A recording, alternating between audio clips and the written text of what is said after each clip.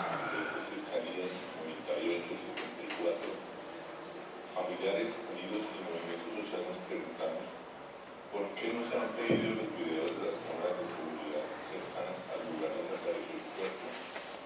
Porque después de 48 meses no se tiene el informe del estudio telefónico del número personal o del número de trabajo que lleva a Carlos. Y más preguntas que nos llevan a esto. ¿Por qué no hay avances en la investigación?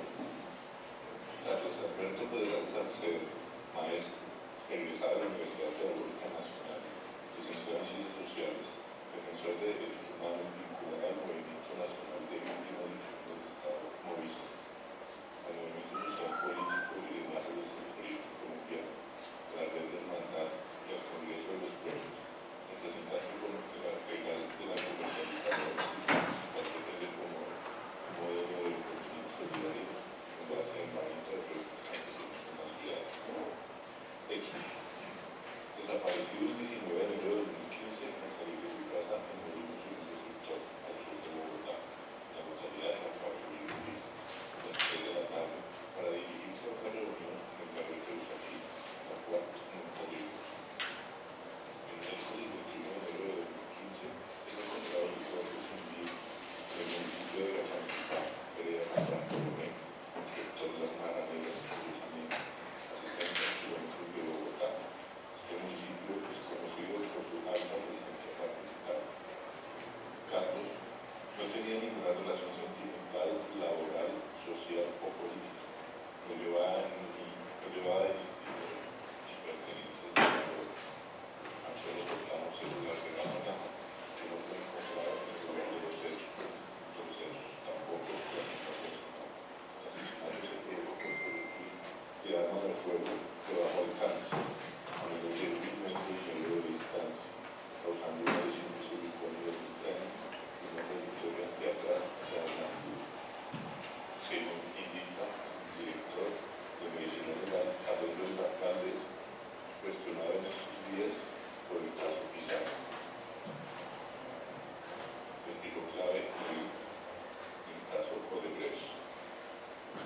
Dicen que estos asesinatos son cometidos por profesionales. La familia ha denunciado varios casos de intimidación y persecución. Su hermano estuvo atendido en el programa Gobierno de Protección a Víctimas de la Violencia en Colombia del Estado Español después de los hechos en el segundo semestre de 2015. Seguimos exigiendo al Estado colombiano 1. Agilidad en las investigaciones para poner fin a la impunidad. 2. Requisitos y garantías procesales por parte del Estado colombiano en el caso de desaparición forzada y homicidio de Carlos Alberto Pedraza Salcedo. Garantías para sus familiares. Pronunciamiento de rechazo por parte del Estado. Garantías para el movimiento cívico-social popular para ejercer el libre derecho a la movilización. Garantías para los defensores y defensoras de los derechos humanos que exponen sus vidas día a día en las calles exigiendo justicia social y vida digna. Carlos Alberto Pedraza Salcedo vivo. Al final no nos preguntarán qué hemos sabido, sino qué hemos hecho.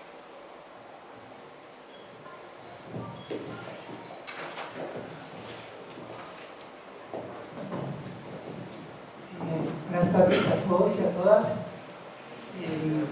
Este audio que escuchábamos es de Gustavo Pedraza, hermano de Carlos Pedraza, profesional de la ciencia social de la Universidad Pedagógica, desaparecido ya va a ser 4 años, en 2015, enero de 2015,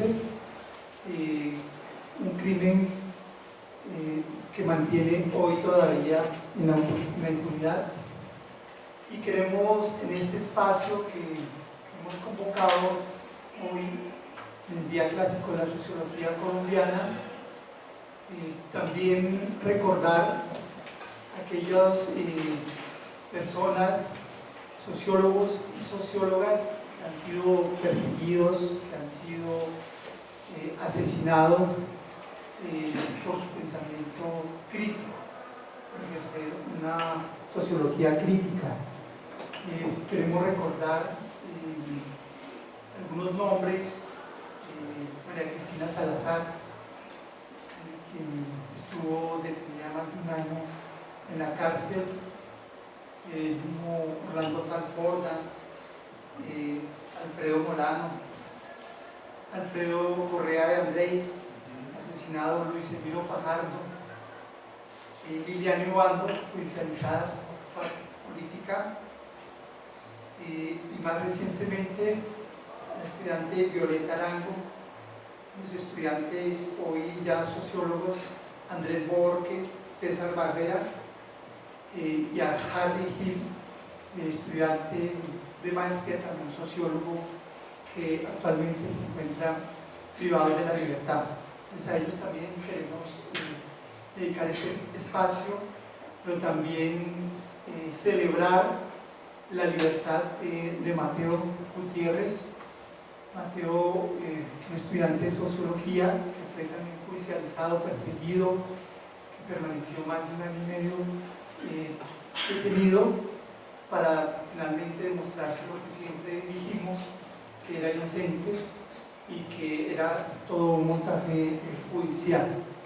Entonces hoy nos acompaña la mamá de Mateo Gutiérrez, que nos va a contar un poco acerca de ese proceso, acerca de lo que han sido también estos días de libertad, porque es a veces mucho más difícil lo que viene después de que sale uno de la cárcel que la vivencia misma en la cárcel, y conocer todo, que es bastante dura esta vivencia. Antes de darle la palabra a Araceli para que nos haga esta exposición, esta presentación, también como un homenaje a Mateo, quiero señalar como algunas pequeñas puntadas que nos sirvan como de contexto para reflexionar un poco acerca de la temática que nos convoca sobre la estigmatización de la sociología. Y quiero iniciar con un texto de Alain Touraine, sociólogo francés, escrito y publicado en 1974, bajo el título en español Por la sociología, que es una colección de ensayos donde se propone el autor definir el rol de la sociología en nuestras sociedades, y donde el autor en ese momento invitaba a asumir una actitud sociológica en ruptura crítica con las categorías del orden social, las ideologías y las presiones del poder, para descubrir cómo las sociedades se constituyen y se transforman. Decía en ese texto Touraine lo siguiente, quiero citarlo textualmente: nuestras sociedades se resignan mal a la inevitable existencia de la sociología. Pocas veces una ciencia ha sido aceptada con tanto desagrado, rechazada como un sacrilegio, exorcizada, instrumentalizada al servicio del orden establecido, prohibida en inmensas regiones, perseguida en América Latina después de haber progresado durante 2 decenios.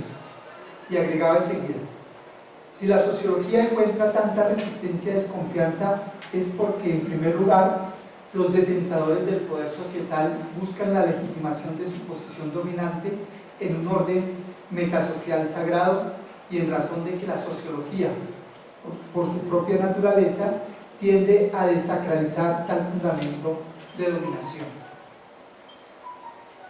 Esta reflexión, que iba más orientada a pensar un poco en el contexto en el cual escribe Touraine su texto, iba con una dedicatoria señalando a todos aquellos que han sido perseguidos por ser sociólogos. Bueno, la evolución intelectual de Touraine pues, ha avanzado por diferentes caminos, tal vez muy alejado ya de estos años 70, pero es importante ubicar un poco esta reflexión en los años 70. Justo acababa de ocurrir el golpe militar en Chile, y en Chile pues, nos presenta un modelo de lo que se habría de replicar en varios países de América Latina y particularmente en el Cono Sur, donde se tomaron una serie de medidas contra las universidades públicas, y una de ellas fue el nombramiento de los rectores, se llamaban así, rectores delegados, que tenían un poder omnímodo.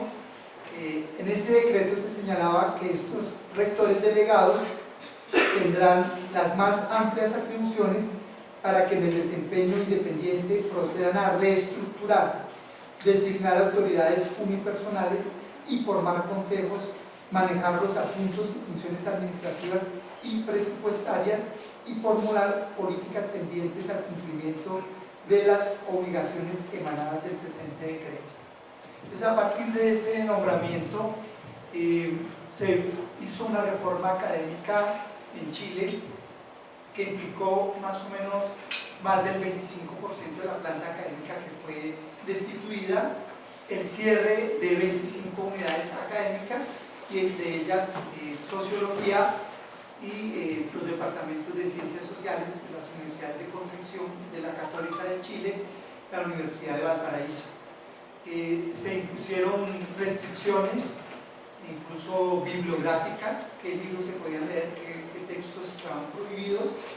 Desaparecieron áreas completas de conocimiento sociológico, por ejemplo la sociología política, la sociología del desarrollo. Se promovieron ciertos enfoques teóricos y finalmente la reforma académica terminó designando 12 carreras como exclusivamente universitarias, en las cuales obviamente no se incluyó la sociología ni la antropología. Este modelo se va a replicar bajo los gobiernos autoritarios en Uruguay, en Argentina, en Brasil ya se había dado también, y va a significar, digamos, el exilio y la persecución de centenares de intelectuales vinculados a las ciencias sociales, que van a encontrar en México pues, uno de sus espacios más importantes para continuar en su trabajo. Para ubicar un poco esta discusión en el contexto colombiano, pues aquí siempre hemos dicho que, por lo menos desde la historia oficial, desde la historiografía, que no ha sido un terreno fértil para las dictaduras, que no han existido dictaduras como existió en el Cono Sur, y en ese sentido pues entonces las dinámicas pues, han sido diferentes, incluso digamos ha habido lecturas revisionistas de lo que fue el Frente Nacional, diciendo que mientras en otros países se dieron dictaduras, en Colombia se daba un acuerdo bipartidista que limitaba y restringía la democracia, pero que en fin no era una dictadura.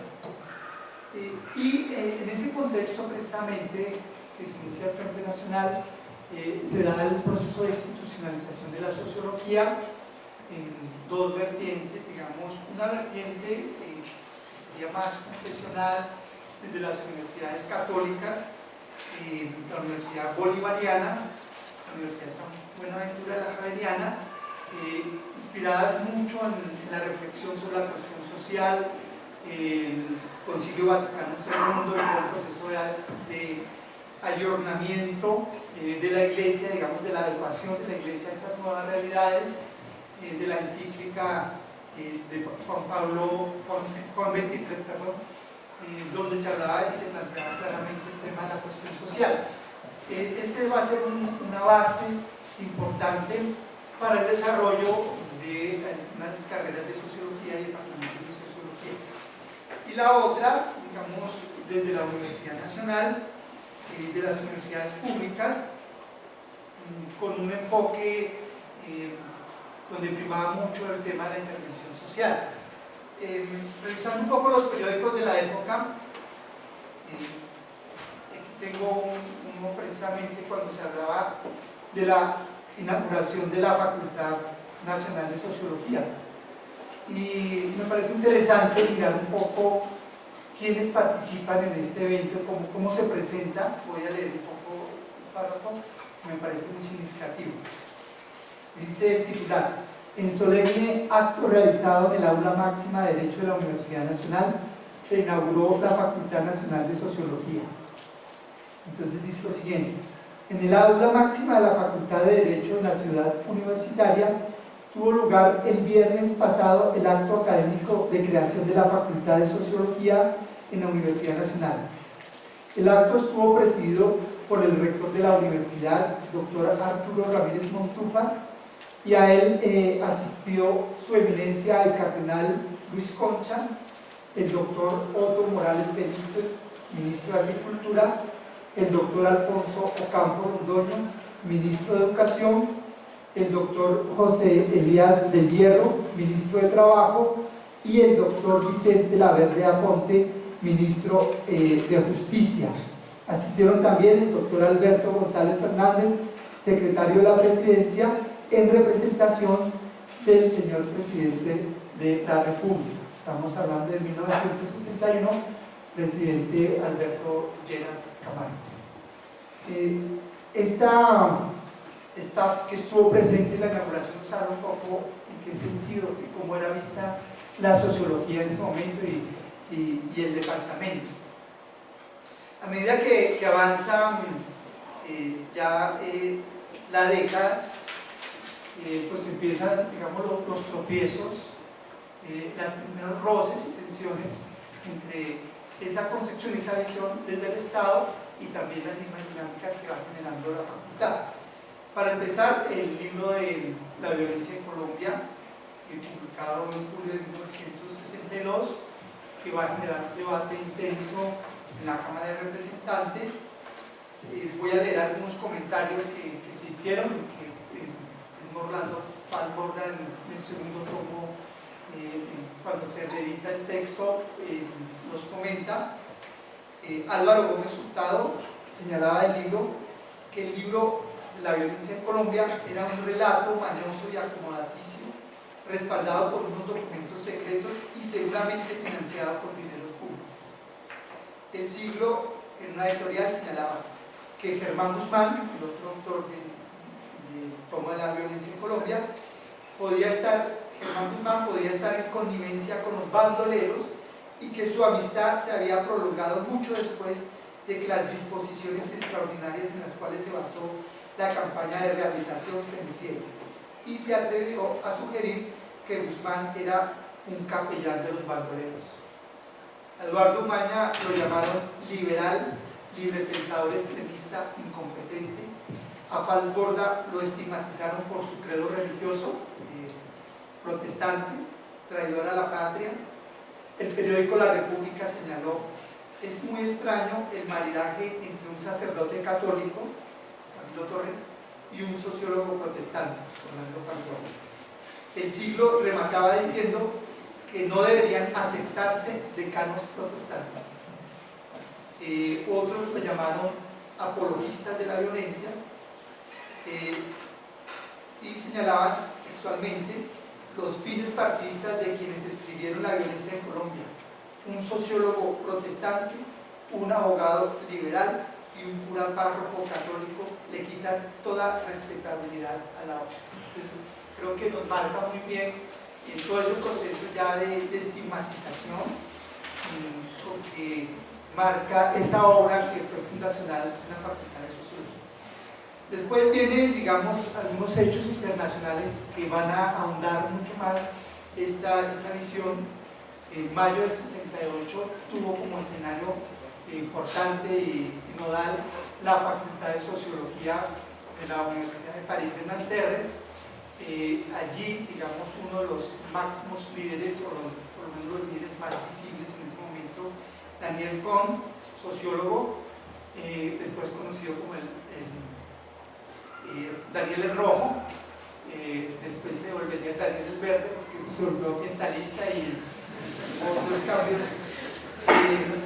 Pero en el contexto colombiano, también, bueno, latinoamericano, pues está la Revolución Cubana, la masacre de Tlatelolco, la conferencia tricontinental que reúne partidos de los 3 continentes, organizaciones rebeldes.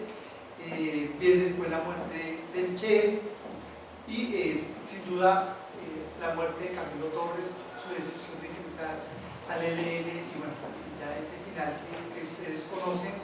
Digamos que allí va a marcar una ruptura, digamos, lo que algunos sociólogos han llamado de ese matrimonio que en un principio hubo entre el Estado y la sociología.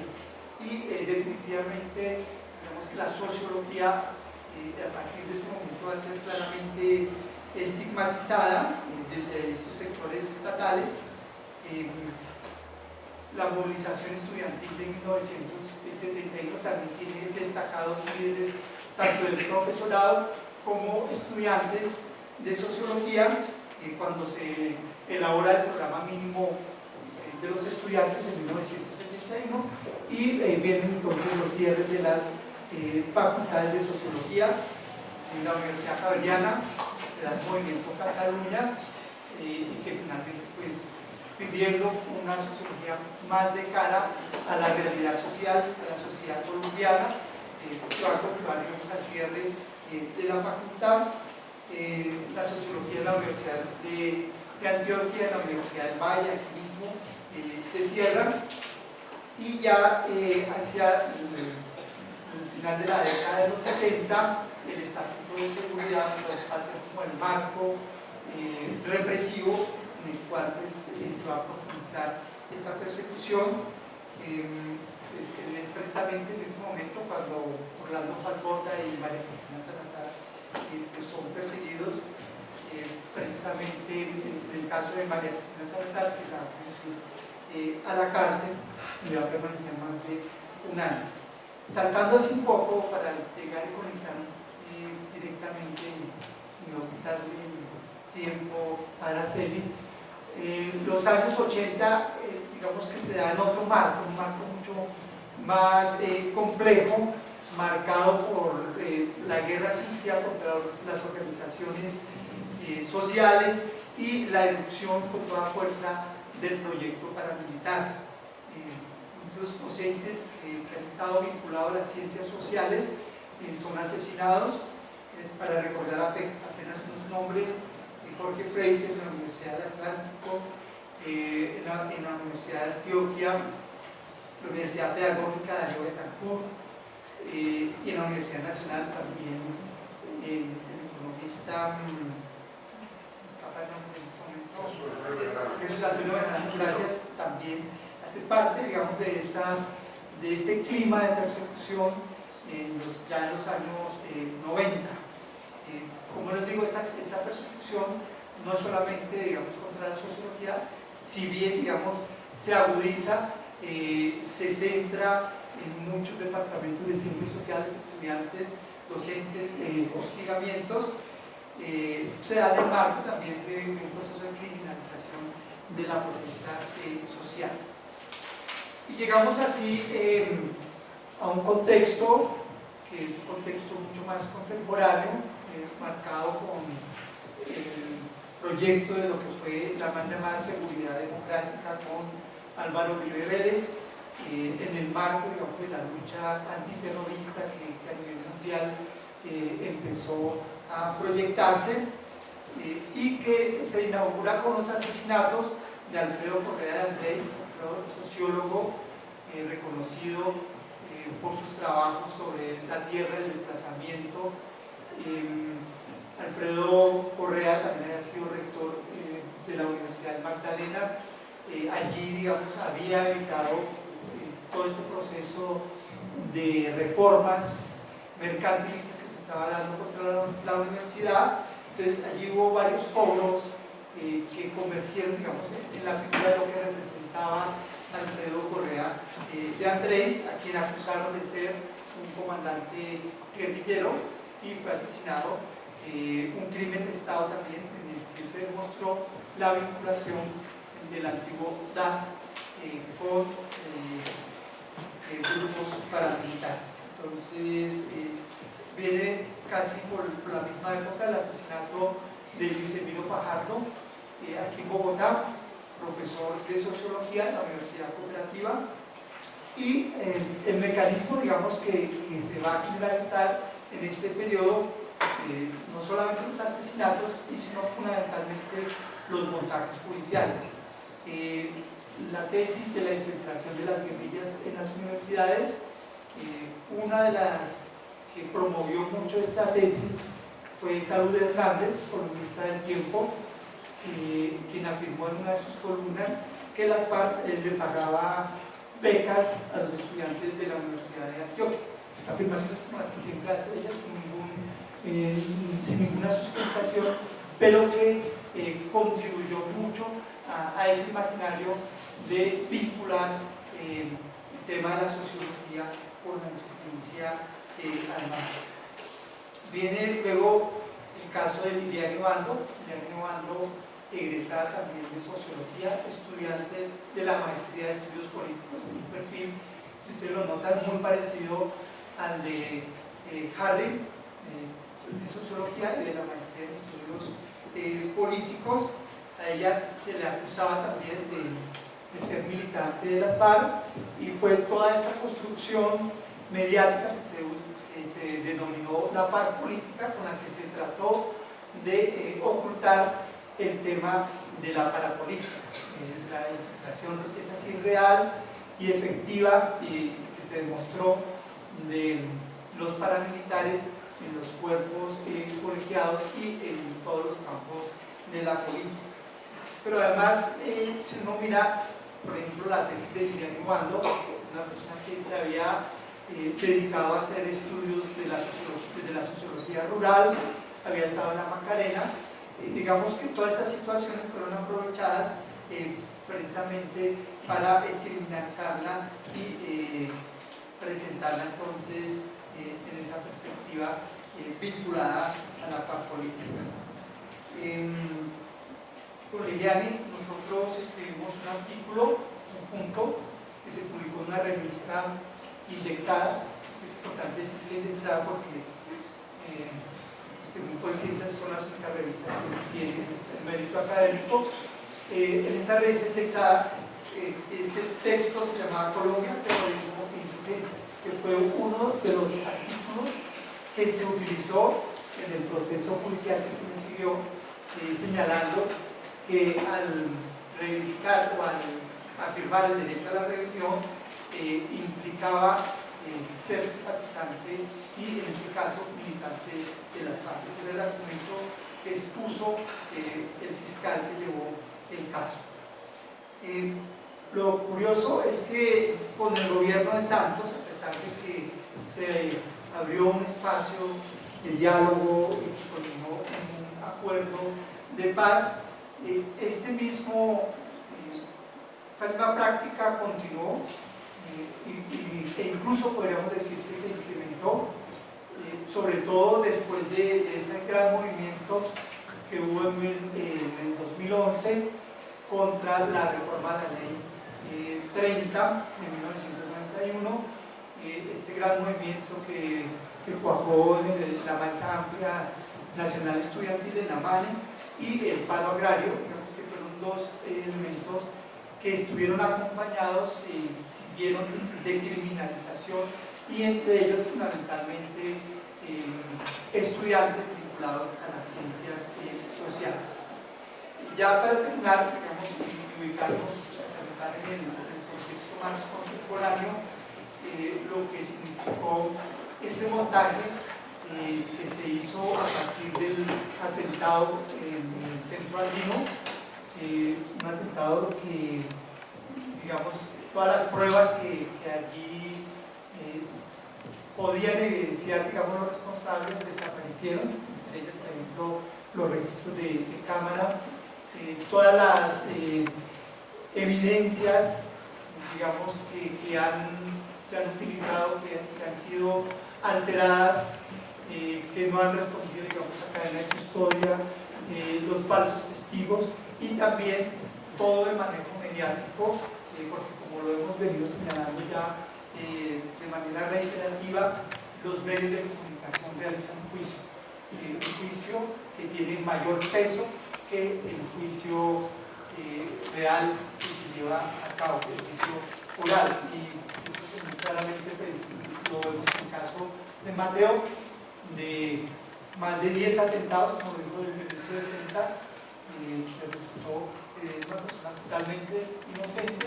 La única seguimiento que se le hizo fue una inculpación dentro del proceso sobre una supuesta bomba panfletaria, que no tenía tenía ningún poder, digamos, de afectación hacia las personas, pero ustedes se dieron cuenta que Mateo salió libre y los medios de comunicación guardaron absoluto silencio después de todo ese gran despliegue. Eso mismo ha sucedido con los compañeros que han sido vinculados al caso del Centro Andino. Y yo creo que mi llamado hoy, en este día, es precisamente que nosotros no dejemos de lado. Mateo ha salido libre, pero también hay varios estudiantes, sociólogos que permanecen privados de la libertad por delitos que no cometieron, son falsos positivos, para utilizar el lenguaje, digamos, que se utiliza dentro del lenguaje castrense. Los positivos son falsos porque realmente no tienen ninguna prueba. Entonces, a continuación, pues vamos a exponer un poco cuál es la situación de Mateo. Muchos se preguntarán qué pasó después de que salió libre. Yo insisto mucho que también es necesario un acompañamiento, porque no solamente las dificultades se dan en la cárcel, sino todo el proceso que viene posteriormente. Y lo digo desde una experiencia también personal. Hoy en día, por ejemplo, ni siquiera yo puedo enviar un giro, hacer un giro en estas, ¿cómo se llaman las casas de cambio? Western Union, porque mi nombre figura como con la prohibición de poder hacer envíos, ¿cierto? Entonces, después de que sale, hay un proceso de estigmatización, no se cierra simplemente cuando se declara absuelto, sino que es un estigma que se lleva por mucho tiempo. Entonces, más preámbulos.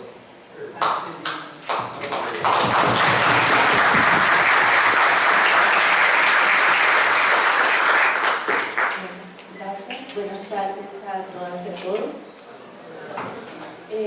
Sea lo primero señalar que nosotros, el juez de conocimiento había programado la sentencia, la audiencia de fallo, la intención de fallo, para el 11 de octubre. En razón a eso, y con una invitación que nos hizo una organización que está conformada, entre otros, por los hijos de un profesor asesinado, el profesor Jorge Feita, y sus hijos que también se llaman Jorge ambos, nos hicieron una invitación para visibilizar la situación de Mateo en un escenario internacional. Pues como se suponía que el juicio Mateo terminaba el 11 de octubre, esta visibilización se programó a partir del 1 de noviembre. Sin embargo, cuando se fue a la audiencia de cierre de pruebas, que fue el 3 de octubre, nos encontramos con la sorpresa de que la Fiscalía había designado un nuevo fiscal para el caso, al portas de terminar la etapa de juicio.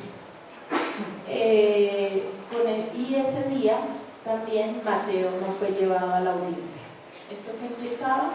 Pues modificación de fechas. Y una modificación de fechas en un juzgado implica mínimo un mes, y efectivamente eso fue la reprogramación. Entonces lo que se iba a hacer el 3 quedó para el 11, y lo que se iba a hacer el 11 de octubre quedó para el 7 de noviembre. Ante esta situación, estuvimos en la disyuntiva de si suspender la gira o no. Sin embargo, pues sopesé con el abogado, con el doctor Orlando, y como ya había terminado la etapa probatoria, que era la que más requería el apoyo mío, entonces decidimos que yo me fuera a hacer la correría y esperar el fallo estando en la jornada de visibilización. Nosotros fuimos recibidos por más de 20-25 organizaciones en el País Vasco, en Asturias y en Cantabria.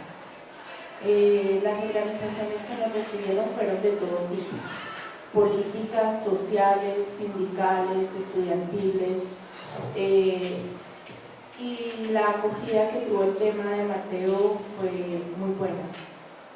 Vale la pena señalar que en todas las jornadas hablamos no solamente de la situación de Mateo, sino también de la situación en especial los casos que más comentamos fue el caso de Lija, el caso de los 13, el caso de los muchachos inculpados injustamente en los actos del Centro Comercial Andino, el caso del profesor Miguel Ángel y el caso de los 3 muchachos detenidos ya hace 6 meses, Harry, Joseph y Julián.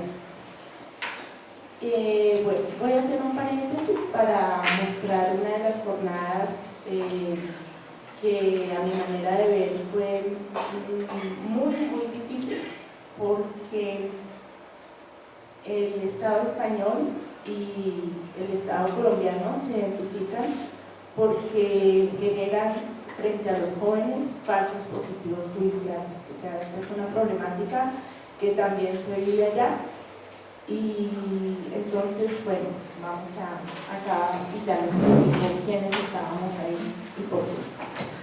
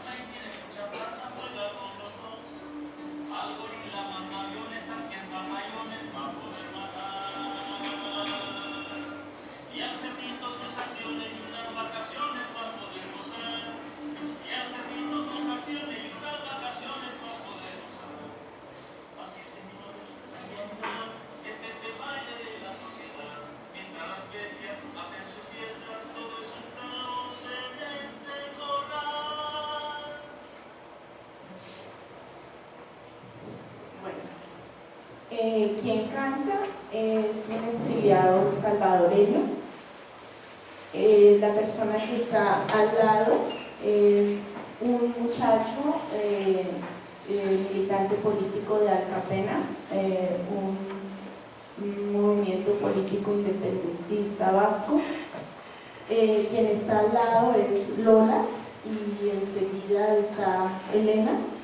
Elena es la madre de un chico madrileño antifascista a quien la gendarmería española, los mozos de escuadra, le hicieron un falso positivo consistente en incriminarlo por llevar unas supuestas bombas y lo capturaron en la puerta de su casa. Lleva preso 7 años y medio y se está esperando la sentencia absolutoria del máximo tribunal español. Enseguida estoy yo, Mateo, bueno, ya había llegado Mateo, y en una foto más adelante estarán los padres de unos muchachos que son conocidos como el caso Alchazo.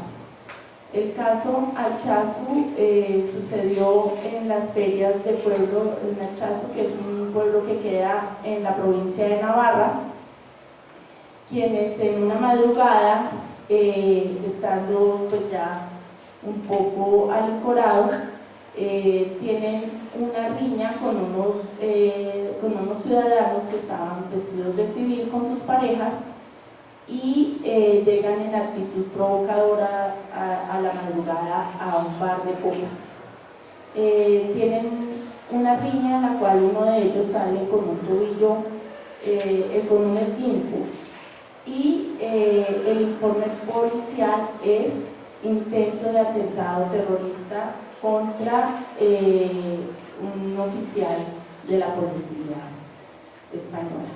Estos muchachos fueron condenados, 6 de ellos a 12 años y medio de prisión, llevan 2 años y medio, y una chica que pasaba por el lugar la única chica que está implicada en esto. Bueno, dentro de los chicos están implicados los meseros por salir a defender a los muchachos para que no se los llevaran detenidos, y una chica que pasaba por el lugar, que los conocía, vivían en la misma cuadra en el pueblo, y por interceder ella le decretaron detención domiciliaria. Es la única que está detenida en su casa. Ahí también, ¿por qué digo yo que son unos casos o que en una reunión muy emblemática? Ahí se observa plenamente cómo cualquier persona, independientemente de su actividad sociopolítica o cultural, puede ser objeto de un montaje judicial. No solamente en el pensar diferente, sino el agredir a un acto completamente desapercibido puede convertirse en una conducta punible. Nosotros encontramos una gran sensibilidad social con relación al caso de los falsos positivos judiciales.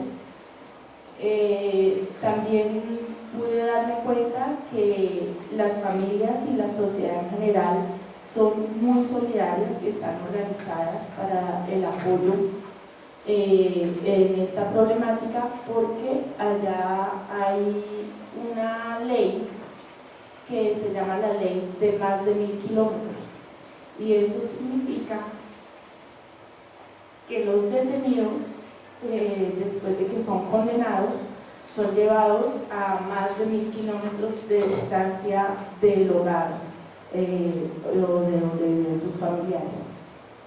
Eso implica unos costos muy altos y tanto familiares, morales, económicos, sociales para estos muchachos.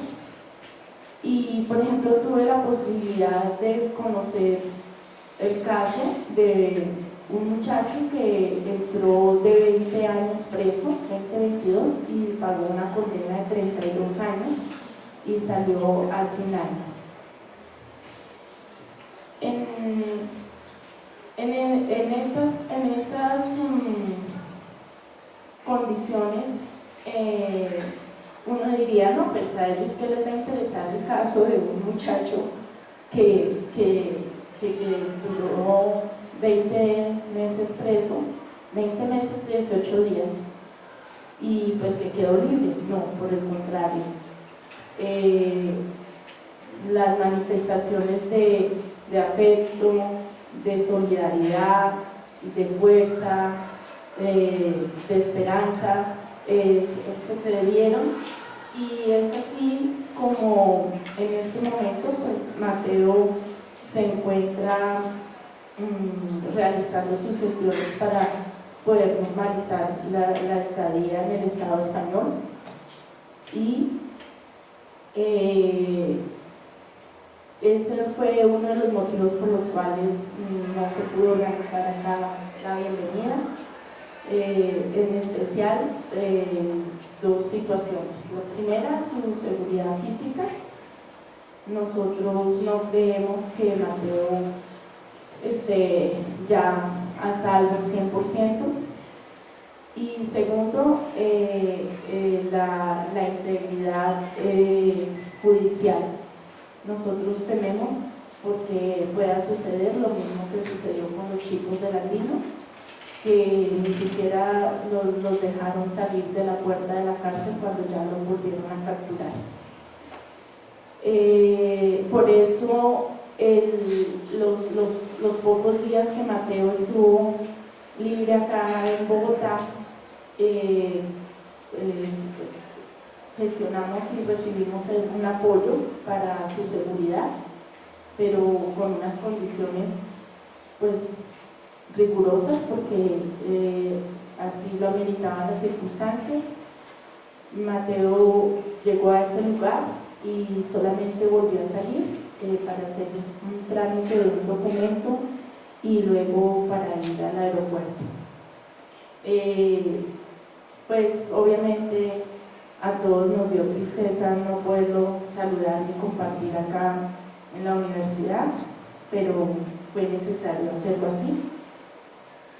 Y bueno, verdaderamente el fallo de libertad yo lo sentí ya cuando Mateo cruzó la puerta en el aeropuerto de Madrid, porque antes todavía teníamos el temor de que primero que en migración no lo dejaran salir, después que migración española no lo dejara entrar, y bueno, afortunadamente esto se superó.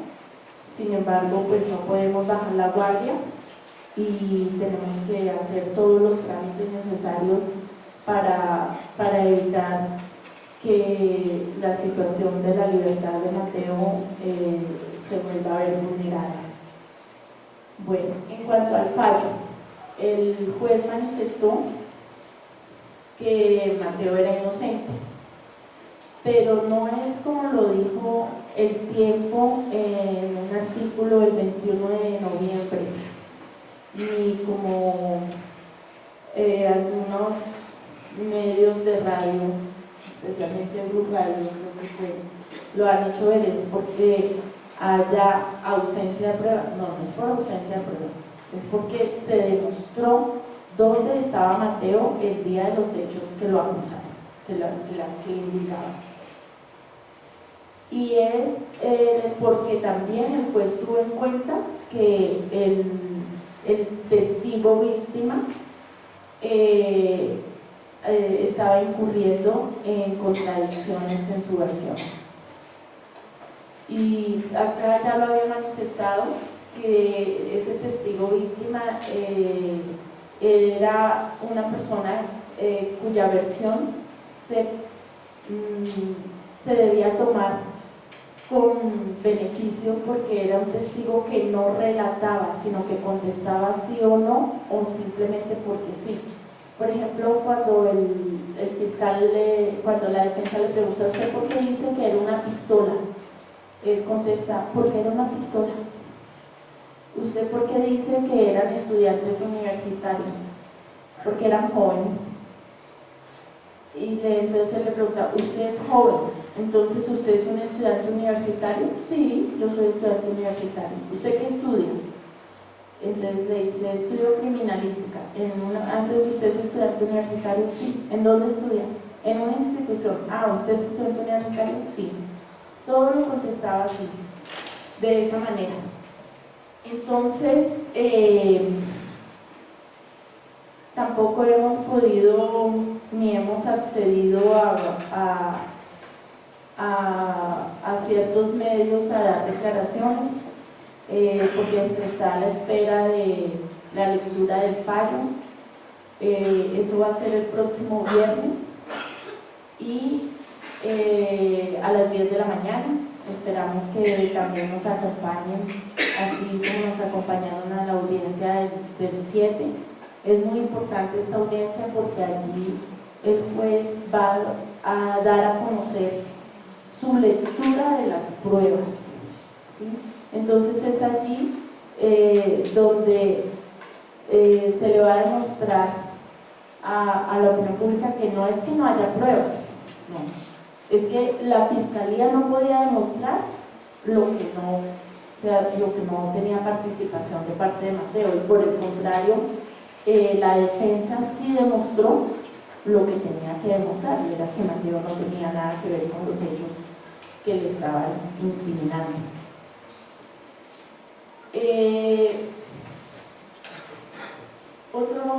Otro aspecto que también es necesario señalar es que yo pude conocer unos 20 colombianos que están exiliados, algunos estudiantes, entre ellos el hermano de Carlos Pedraza, Gustavo Pedraza, y también conocí a Yuri Neira, el papá de Nicolás. Y con estos dos familiares de víctimas del Estado colombiano, víctimas asesinadas, sucede una particularidad. Ellos se ven obligados al exilio porque les hacen un montaje judicial. A Yuri se lo hacen por ser integrante de las FARC, y a Gustavo pretenden implicarlo en un caso de narcotráfico. Entonces, pues no está de más que todos y todas las víctimas de los montajes judiciales estemos alerta, sigamos recibiendo la solidaridad de todos ustedes, sigamos siendo escuchados, sigamos visibilizando esta problemática, porque si bien en el caso nuestro estamos empezando a ver la luz en el túnel, hay muchos que todavía están en el túnel. Sin embargo, esto no es motivo para perder la esperanza, ni para desfallecer, ni para retroceder. Por el contrario, creo que tenemos que ser más solidarios que antes, creo que tenemos que estar más presentes que antes, creo que es un deber, no solamente con lo que ha pasado, sino con lo que pueda pasar, el seguir presentes. Bueno, creo que han estado pasando las fotos, hicimos de todo un poquito. Los primeros días suspendimos la gira pues para estar en un ambiente un poco de descanso, pero ya pues era necesario retomar, porque como decimos en Colombia, las oportunidades son calvas, entonces tocaba pues no desaprovechar la agenda que nos había organizado la Asociación por Refrendo. Y pues no sé si alguien tiene una inquietud o algo que señalar en relación a nuestra situación, pues con mucho gusto. Y gracias por estar acá.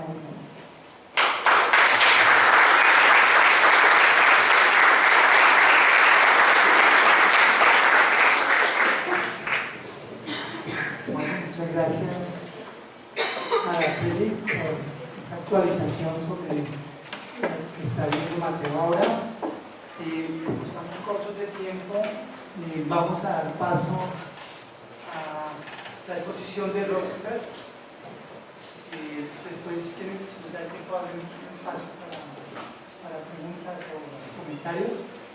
Rosenberg después va a abordar una temática que tiene mucha contemporaneidad sobre dos sociólogos que tienen un reconocimiento latinoamericano bien merecido, Florestan Fernández y Orlando Falcón. Entonces, en el trabajo, en la exposición que nos va a hacer Rosenberg, se va a referir un poco comparativamente el trabajo que hicimos como constituyentes, como sociólogos.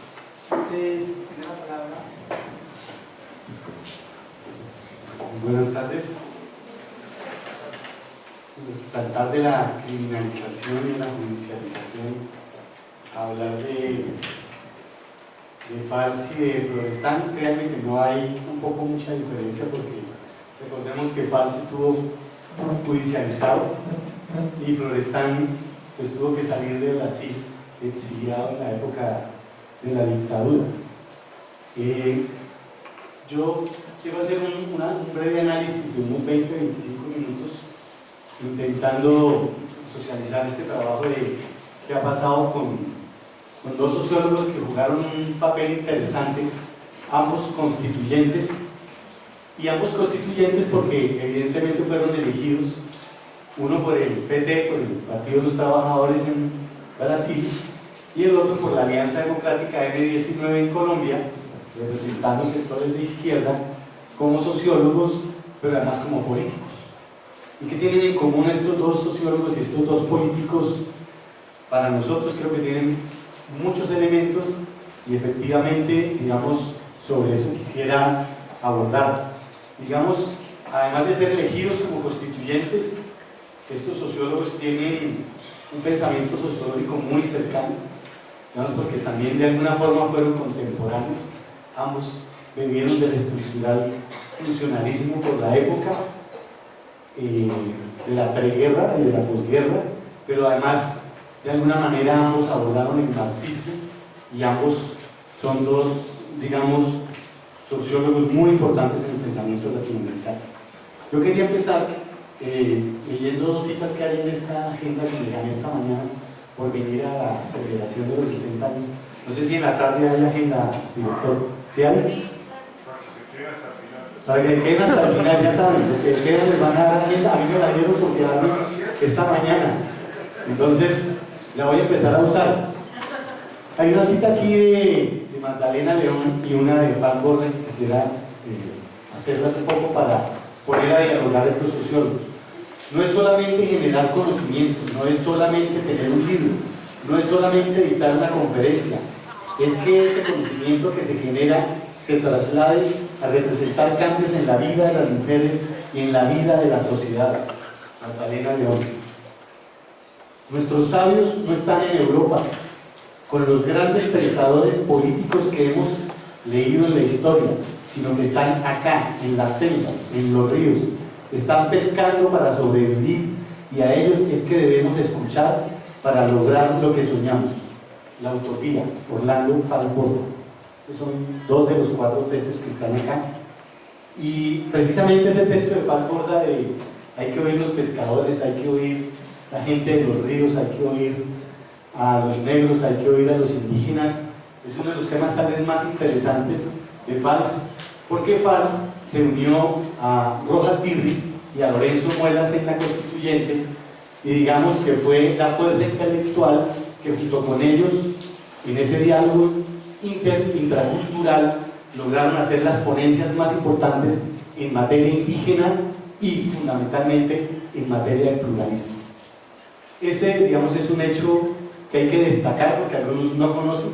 La ponencia más importante sobre el tema de pueblos indígenas fue una ponencia presentada, la ponencia 104 de la Asamblea Constituyente, fue presentada precisamente por Orlando Fals Borda y por Lorenzo Muelas. Y ahí, digamos, se condensan 4 temas bastante interesantes y determinantes de lo que en la Constitución del 91 sería el reconocimiento de la diversidad, del multiculturalismo y del pluralismo. Pero Fals, igual que Florestan, tiene una pregunta por América Latina. Creo que ambos son pensadores latinoamericanos que tenían una reflexión con Europa y para Europa, no contra Europa, digamos, porque al final tampoco son reconocidos como decoloniales exactamente, tal vez mucho más Fals Borda que el propio Florestan Fernández. Yo quisiera empezar haciendo una cita que hace Florestan Fernández. ¿Alguien me puede ayudar a leerla ahí en portugués? A Constituição é fabricada pelos seres humanos, carrega as suas marcas, as suas debilidades, as suas grandezas. Passei muito tempo examinando os passos que demos e que deixamos de dar, e tentei descobrir como ela responde ao solo histórico e o nega das invenções humanas. Ela é mais complexa e sutil, mistificadora e hipócrita, verdadeira e cruel. Ostenta os rasgos utópicos, mesmo os que nascem para ser gestos e símbolos, oculta os vínculos ideológicos e até os mais innecessários, e dissimula as suas essências, o poder na forma e exercido por as pessoas, instituições e formações sociais do tópico. Ela também pode ser uma aventura, em vários sentidos, durar pouco ou muito. Na verdade, nascia da vontade coletiva das elites, classes ou nações. Poderá viver e morrer tão fácil e fragilmente quanto os seus inventores e portadores. Bueno, esto fue publicado en la Folia de São Paulo, el 4 de octubre de 1981, precisamente en el momento constituyente, porque La Folia, que es un periódico, como decir El Tiempo acá, no sé si se me permite decir un periódico de la oligarquía, eso es muy horrible. Sí, un periódico de la oligarquía brasileña, y allí, un poco con el remilgo de Florestan, de todas maneras, durante cerca de 2 años, Florestan fue publicando semanalmente lo que él pensaba que estaba pasando en la Constituyente. Pero fundamentalmente de este texto me gusta mucho la Constitución de 1988, conciliación o ruptura. Y él siente en el fondo que no hubo nunca una ruptura de las élites. Es decir, hay una nueva Constitución, pero las élites no se rompen, sino la Constitución contribuye a homogeneizar esas élites. La pregunta es si Valls piensa lo mismo en el caso colombiano, con la Constitución del 91. La Constitución del 91 fue conformada por 70 personas. No sé si sea exacto que yo diga que la Constitución del 91 representaba todo el notablato, incluyendo el notablato intelectual, digamos, si se permite hacer una crítica falsa. Y si está todo el notablato y se cuelan 2 indios, 3 guerrilleros y, digamos, 2 o 3 intelectuales de izquierda, esa es la composición de los constituyentes, de los delegatarios constituyentes del 91. Y la pregunta es, ¿cómo estaba conformada la constituyente de Brasil? Cuando digo, aclaro solo porque algunos de ustedes no habían nacido, otros ya estábamos en la constituyente y trabajábamos en ella. Entonces, digamos, guardadas las proporciones de cambio de siglo y demás, no nos pasan los años. No habíamos nacido. Si uno entraba a la constituyente además de que tuvo problemas de ventilación, es más, creo que un constituyente murió de un problema pulmonar precisamente, era porque olía a rancio, o sea, estaba la sociedad rancia, estaba desde Misael Pastrana Borrero, Misael Pastrana primero, para decirlo de alguna manera, hasta Álvaro Gómez Hurtado. Eso, allá estaba el notablato. Estamos hablando de la constituyente de 1991. Efectivamente, si uno mira en Brasil, también estaba el notablato. Es decir, en las constituciones no van precisamente los representantes más populares de los movimientos sociales más populares. Efectivamente, la participación popular, si se quiere, o de minorías en la constituyente, no llegó al 2%. Efectivamente, la mayor participación fue del Partido Liberal, la segunda participación fue de la Alianza Democrática en el 19, la tercera participación fue del Partido Conservador, y vale de contar. Si uno lo mira en Brasil es exactamente lo mismo, el PDMB, los mismos partidos de siempre, y la participación minoritaria fue del Partido de los Trabajadores. Florestan no era el Partido de los Trabajadores, porque Florestan no le gustaba la militancia política de los partidos que había en el momento, y él era un crítico del PT, pero en 1986 se adscribe al Partido de los Trabajadores para poder llegar, digamos, a la constituyente más impulsado por los propios cuadros directivos del PT, pero también impulsado por intelectuales, y fundamentalmente por los movimientos sociales, que finalmente es lo que lleva a que Valls también vaya a la constituyente. Valls estuvo en el proceso de negociación con el M19, recuerden, y después, también cuando él se adscribió a la lista del M19, que eligió 19 constituyentes, pues fue más impulsado porque muchos movimientos sociales, particularmente movimientos populares, movimientos de base, le pidieron a Valls que fuera. Digamos, las razones para que los 2 sociólogos fueran a la constituyente fue porque hubo respaldo de movimientos sociales de base. Y creo que ese es otro aspecto que no podemos desligar de los 2 sociólogos. Digamos, ¿por qué terminan 2 sociólogos, 2 intelectuales, 2 académicos de carrera metiéndose a la vida política? Y lo que no se puede negar es que a ambos les gustaba la política. Digamos, ambos también tenían una cierta atracción por lo político, como esa permanente dualidad de si dedicarnos a la política o dedicarnos a la academia.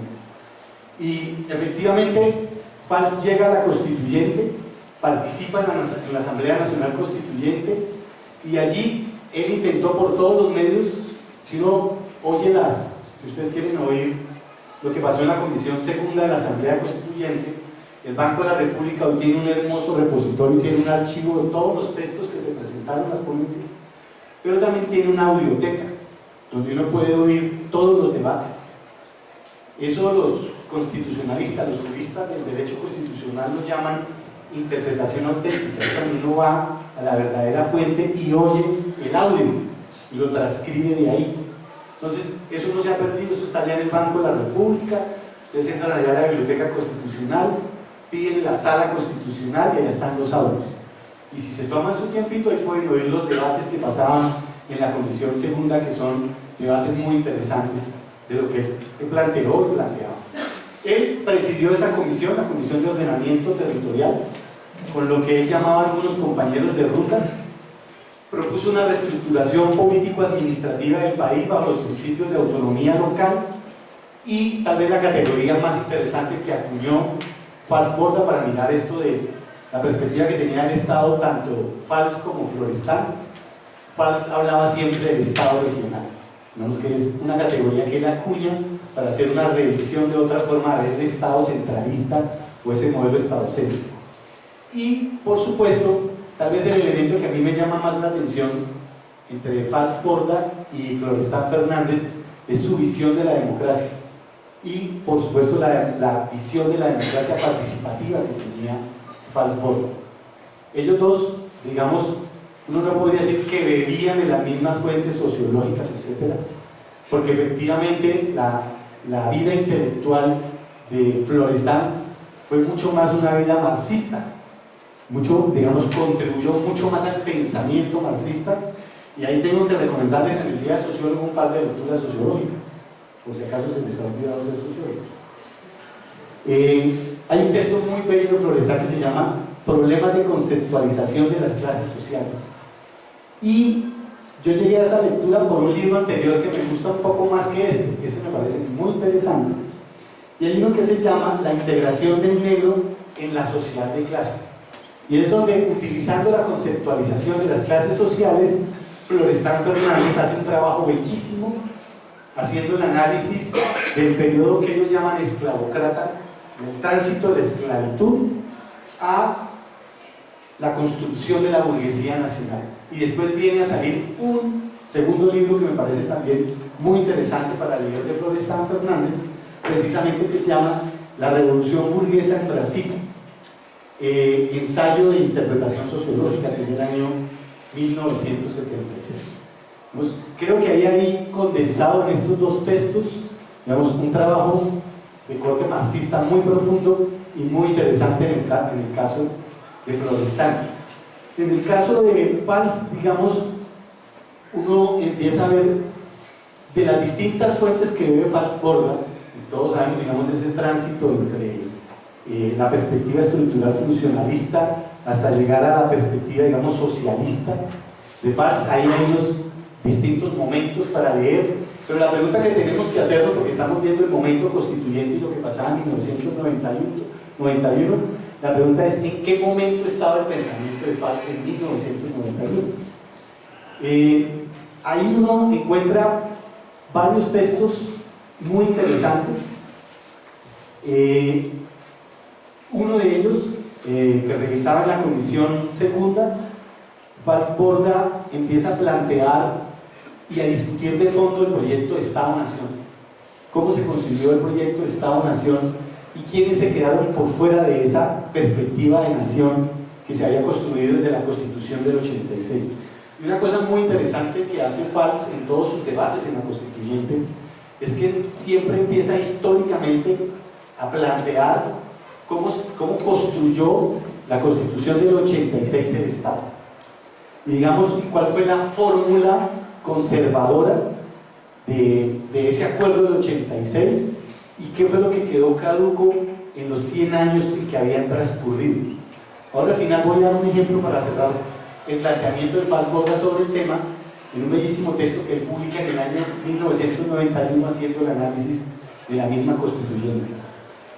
Cuando hace ese análisis del Estado-Nación, por supuesto, por fuera del Estado-Nación se quedaron los indígenas, que entre otras cosas él planteaba no son el único grupo étnico, y ahí es donde Fals incorporó un elemento sustantivo que después viene a desarrollar no el ejecutivo, sino el judicial, y es la visión, por ejemplo, mucho más amplia de grupos étnicos y de diversidad.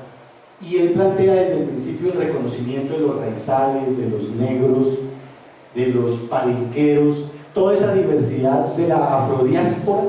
Es Falla el que la interpreta y el que la lleva a la constituyente. Porque recordemos que las comunidades negras no tuvieron representante en la constituyente, los indígenas tuvieron representantes. Y es en ese matrimonio, si se me permite la expresión, de los indígenas, de los delegatarios indígenas, de los dos constituyentes indígenas y FALS, que se logra incorporar esa visión que está ahí precisamente planteado por FALS. El otro tema es el tema de la autonomía regional y el tema de la autonomía local. Y el aporte que hace FALS Borda en esta dimensión es muy interesante y, por supuesto, los grandes desarrollos sobre el concepto de territorio y territorialidad, yo creo que no han sido superados teóricamente. Es decir, yo creo que hay muchos desarrollos, curiosamente, cuando uno trabaja el concepto de territorio y territorialidad, creo que la gente desconoce los aportes que hizo FALS en esos 6 meses en los debates de la Constituyente. Las concepciones de territorio y territorialidad que acuñó FALS a mí me parecen muy interesantes cuando uno ve la producción de estos días, digamos 27 años después, porque me parece que ahí no se ha superado a FALS.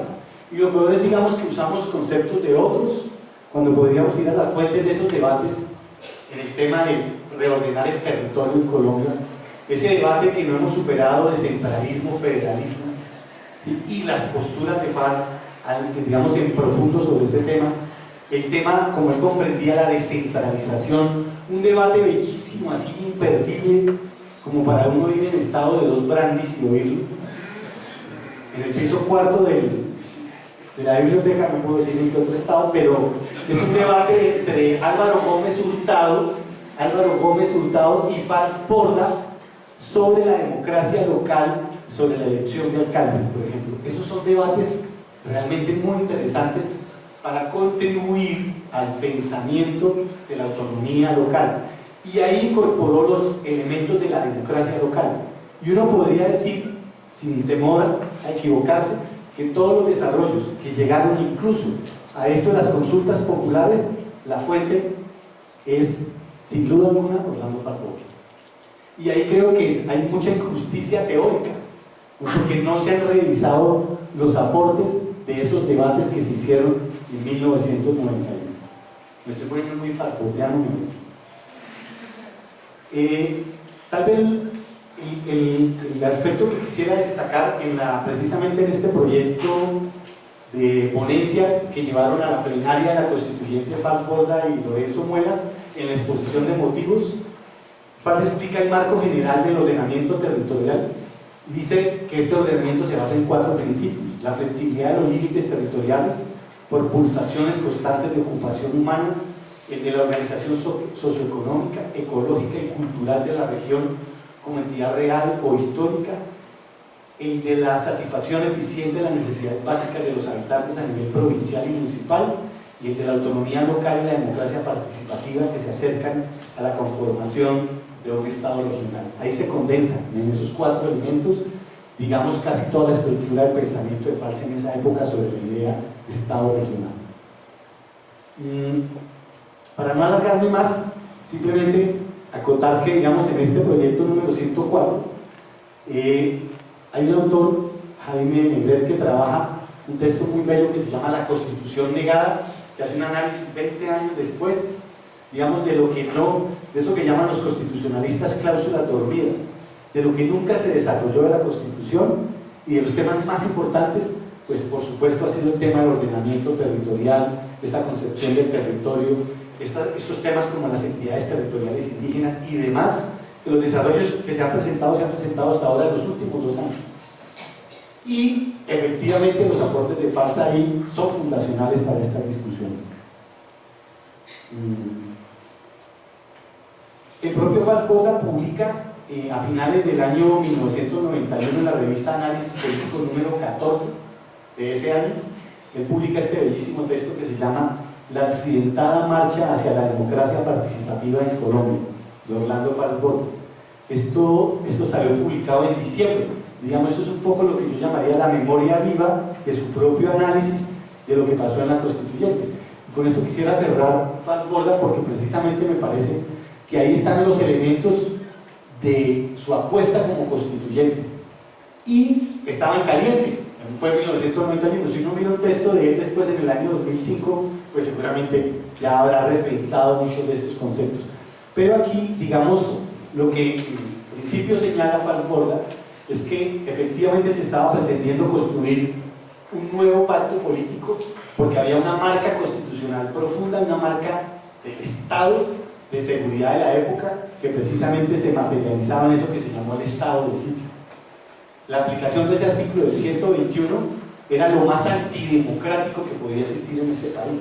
Digamos, nosotros no llegamos ni siquiera al estatus de democracia restringida, un poco en la versión del propio Falsborda. Dice, la meta fue abolir este artículo y construir un sistema democrático auténtico. Se quería volver a ganar la paz, que por cortos intervalos permitió el progreso nacional una vez más terminada la guerra de los 1000 días. Este proceso resultó complejo y disperso, en parte por lo profundo al afectar a comunidades locales y regionales que se activaron políticamente por primera vez.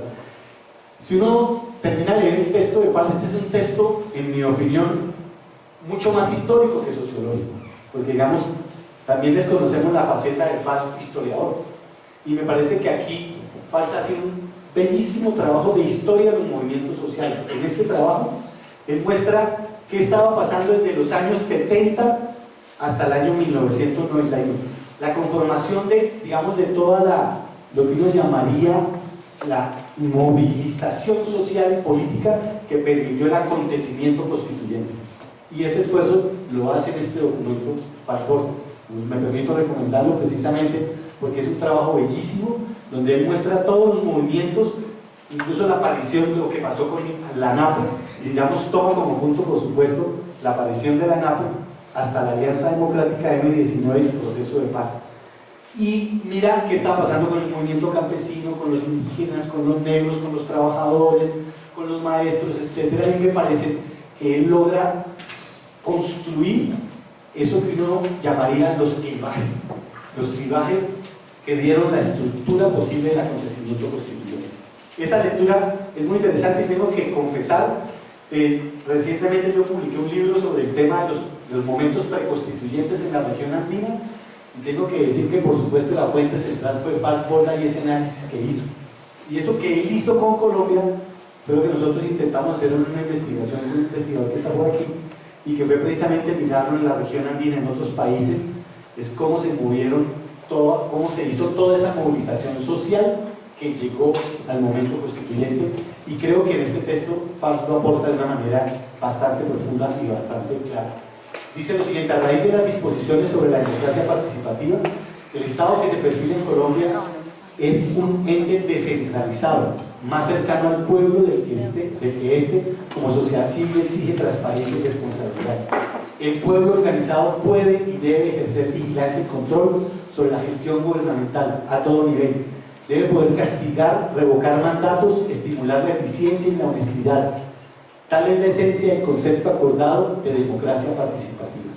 Esto lo menciona Fals en este artículo, y no deja de tener un halo de nostalgia porque creo que Fals sabe que no logró materializar todas estas ideas.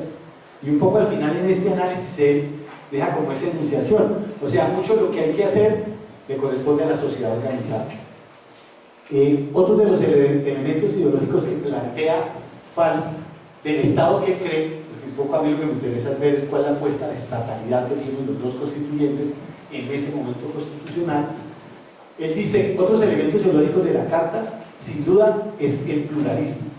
La democracia participativa como eje central de la Carta de 1991 cuenta con dos importantes elementos de apoyo. Primero, el pluralismo político, cultural y étnico. Yo no sé si después de 27 años realmente hayamos logrado el pluralismo político. No sé qué tanto hemos avanzado en el pluralismo cultural y en el pluralismo étnico.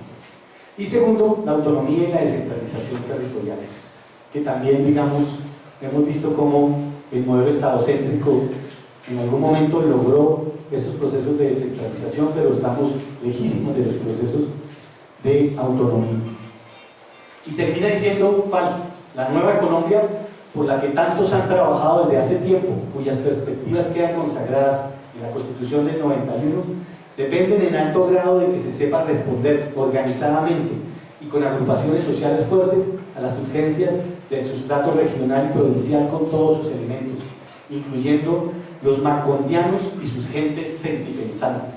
Estos son los actores de carne y hueso cuya trágica suerte nos sigue preocupando como hombres de ciencia y como políticos. Creo que ahí está, digamos, grosso modo, los elementos de ese legado falsbordiano, que son una beta para hacer trabajo de investigación, para seguir pensándonos y repensándonos este pensamiento sobre la estatalidad, sobre la sociedad y sobre las transformaciones latinoamericanas que necesitamos. Ahí yo intento hacer un par de comparaciones, no voy a presentarlas por tiempo, hice más o menos 16 comparaciones entre varios conceptos de Falsborda y de Florestan, pero una de las que más me gusta es lo que ellos piensan sobre el Estado de la Iglesia. Efectivamente, porque todos sabemos que Valls era menonita, ¿no? Presbiteriana. Bueno, presbiteriana. Y Florestan era ateo, marxista ateo, confeso. ¿Qué dice precisamente Falsborda sobre la necesidad de un Estado laico? Y creo que él es un gran crítico precisamente de la pertinencia de la laicidad del Estado, que es una pregunta que todavía hoy no hemos podido responder. Y en efecto, en muchos de sus planteamientos y de los debates que hace Valls está la necesidad de poner el clero en su puesto, que el clero no administre la educación, por ejemplo, en Colombia, y que el clero no tenga la incidencia que tiene en el presupuesto público. Y en ese punto precisamente es que coincide con Florestan Fernández, y por ahí hago la presentación rápida de Florestan Fernández en los próximos 10 minutos, les garantizo que termino. Florestan Fernández también hace una apreciación y discute con uno de los diputados constituyentes que es precisamente también protestante, y le hace una pregunta y le dice: ¿y ustedes cómo han financiado sus colegios? Y dice: con recursos privados. ¿Y a usted le parece importante y necesario que las iglesias, cualquier iglesia, debería financiarse con recursos públicos? Y este diputado le dice precisamente a Florestan: cualquier iglesia o cualquier sector privado que use los recursos públicos es un acto de corrupción. 1991.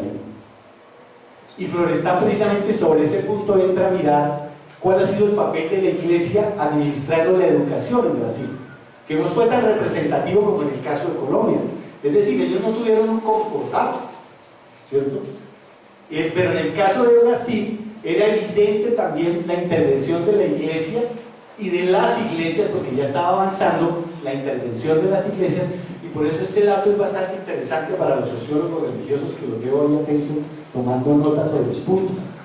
Y digamos, si uno revisa múltiples conceptos sobre estatalidad, sobre Estado laico, sobre precisamente división de poderes, el papel de la justicia en los sistemas de estatalidad, Florestan y por supuesto Orlando Falsborda tienen múltiples y muchísimos conceptos comunes. Debe ser por la época.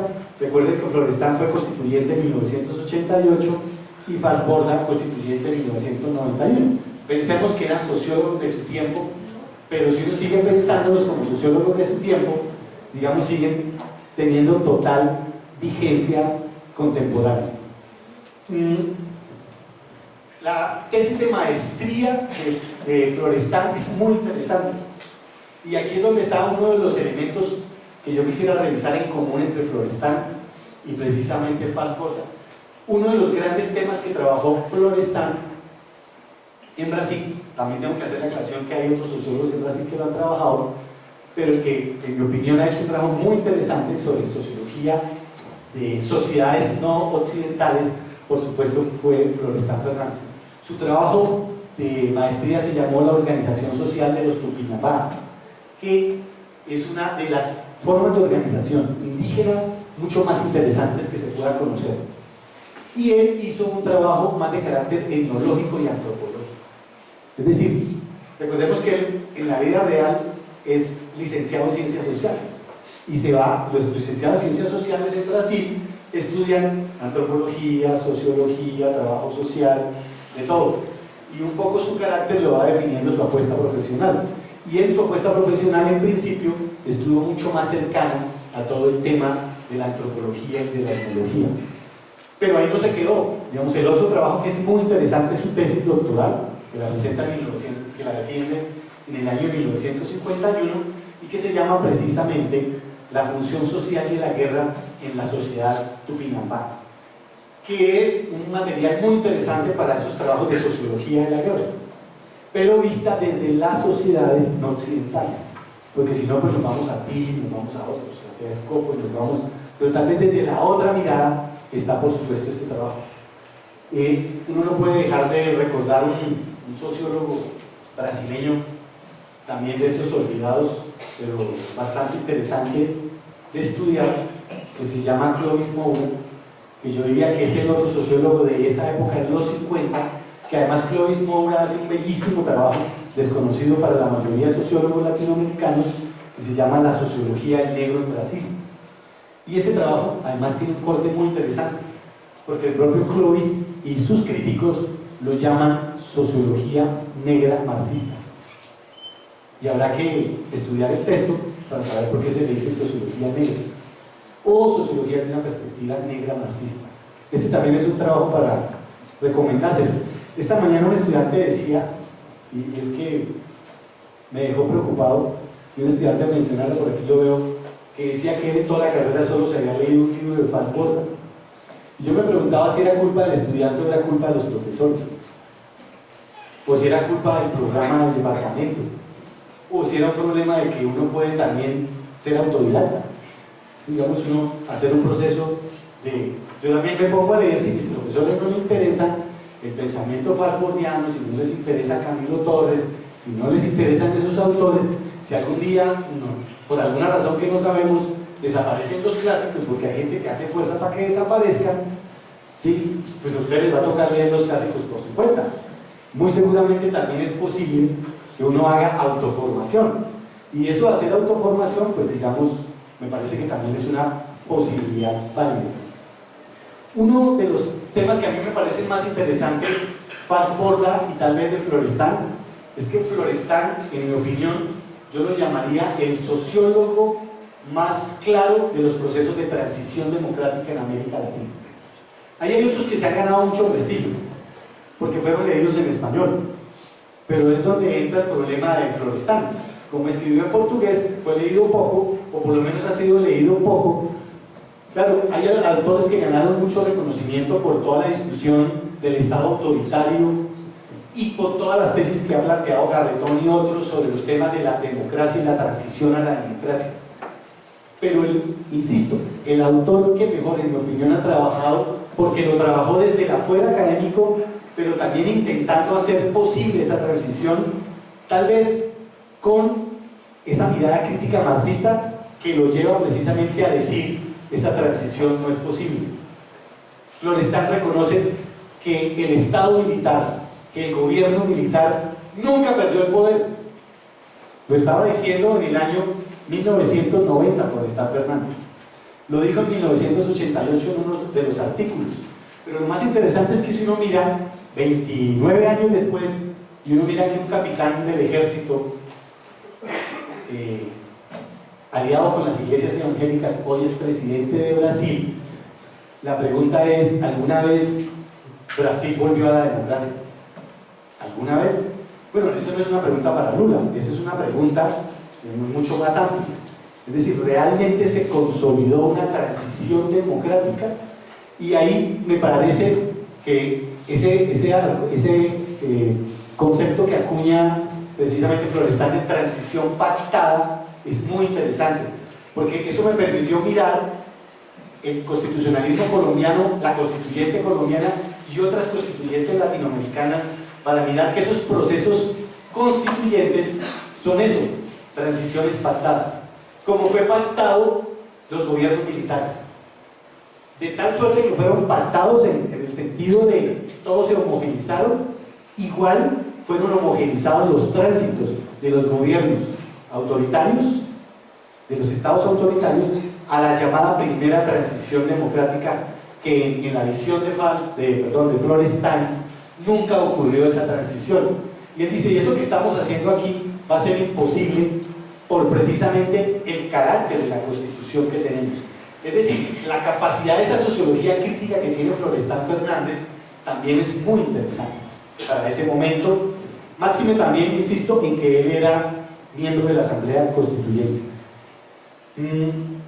Él muestra una preocupación muy amplia, una preocupación por ampliar el alcance de una crítica radical al orden político que existía. Florestan aceptó la invitación de la Folia de Sao Paulo para expresar sus opiniones en ese diario. En sus artículos reunidos bajo el título ¿Qué tipo de república?, Florestan discurre respecto a los objetivos de la dictadura militar, los límites de esa transición lenta, gradual y segura, y sobre la importancia de una nueva constituyente.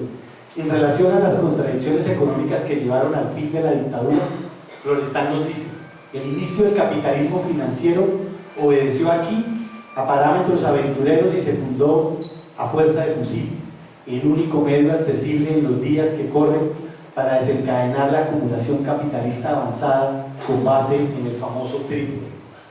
Creo que este trabajo que hace precisamente de autocrítica y crítica de lo que pasa en la constituyente es todo, digamos, todo el análisis que propone Florestan sobre si había realmente una transición o no a la democracia. En este sentido, por supuesto que es mucho más optimista Falsborda. Falsborda le apostó a la democracia, creyó en la democracia en el acto constituyente. Ya cuando escribe, ya le empieza a mirar que la cosa, digamos, no se logró precisamente por el propio esquema político en la constituyente de aprobar, pero también al final como depuraron la retórica y la redacción propia de la constituyente, a la constitución del 91. Y en ese mismo sentido, me parece que las distancias para la época es que, como lo dice uno de los grandes críticos del propio Florestan, Florestan pasó por 4 momentos y el último momento, digamos, es el momento de radicalidad.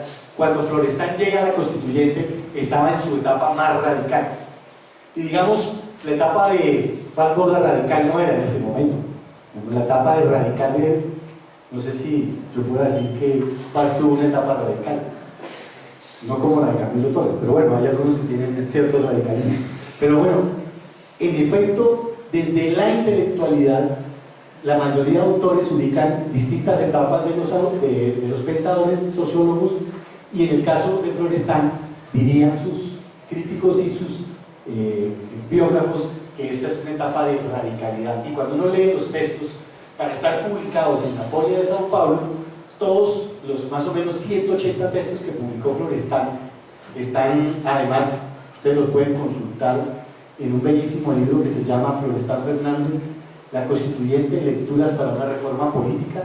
Ahí están compilados todos. Es una edición reciente del año 2014.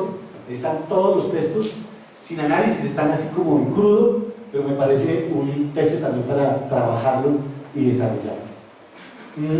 Yo quisiera terminar, por causa del tiempo, para hacer cumplido. Me dijeron que hasta las 6 en punto. No soy religioso, pero quiero terminar en punto. Me quedan 2 minutos. Tal vez este tema de la batalla constitucional, es decir, como ambos leyeron el adentro constituyente o ese momento, ambos sabían que ese era un momento de construcción de poder político. Ambos constituyentes, ambos sociólogos, entendían y tenían una lectura muy cercana a la idea de poder político.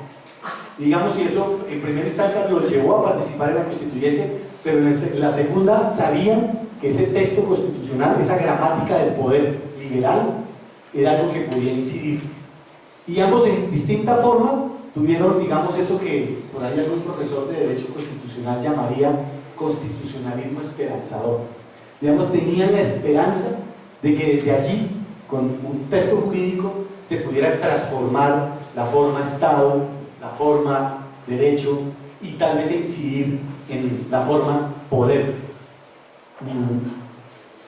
Recordemos que hay una escuela llamada Florestan Fernández y tal vez una de las cosas más interesantes de Florestan es su mirada sobre el tema de los trabajadores, su apuesta sobre la clase trabajadora, su análisis de la clase trabajadora, y de ahí que, digamos, en la escuela Florestan Fernández lleve este nombre, y no solo lleve este nombre, simplemente coloco ahí lo que está planteado en la escuela. Esto está ya traducido, mal traducido al español, mal escrito en español, donde efectivamente, digamos, muestran parte de ese legado que no es objeto de este trabajo, porque en este trabajo estaba mirando, por supuesto, las apuestas sobre estatalidad, sobre democracia y fundamentalmente sobre si en esos momentos constituyentes era posible soñarse otra sociedad. En ese sentido podría decir que era mucho más soñador el propio Franz Börger, digamos, tenía mucho más sentido de la ilusión incluso democrática, que el propio Florestan, que era, digamos bastante crítico con la realidad brasileña. Y en este sentido yo podría decir una cosa para concluir, y es, cuando uno empieza a comparar estos dos pensadores, diría que efectivamente Valls siempre dio cuenta, y digamos, en ese momento, y toda su historia intelectual, de ser eso, un sentipensador. Y Florestan también dio cuenta de lo que él era, un marxista crítico. Muchas gracias.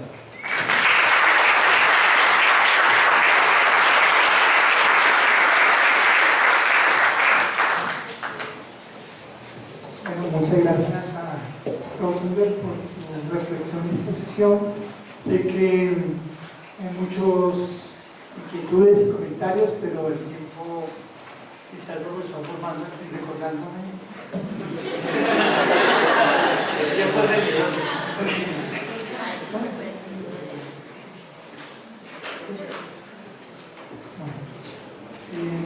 Dice Don Armando que ponemos 10 minuticos más para, si quieren, comentarios, intervenciones, preguntas, inquietudes. Ya la gaita viene por aquí. Llega la gaita.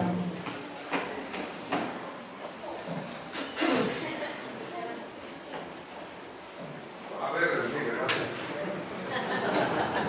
vamos a ver. Que la expectativa es muy grande. Buenas noches. Lo siguiente, yo quiero dejar constancia pública que el profesor Rosenberg realiza, yo lo macarticé hasta el final, y yo lo confieso públicamente, no me da vergüenza, para que presentara este trabajo. Él hizo la oferta hace 2 años, inclusive para escribir un artículo para la revista, pero yo quiero dejar constancia de que hoy el profesor Rosenberg se reivindicó y quiero decir que esa cuenta está saldada.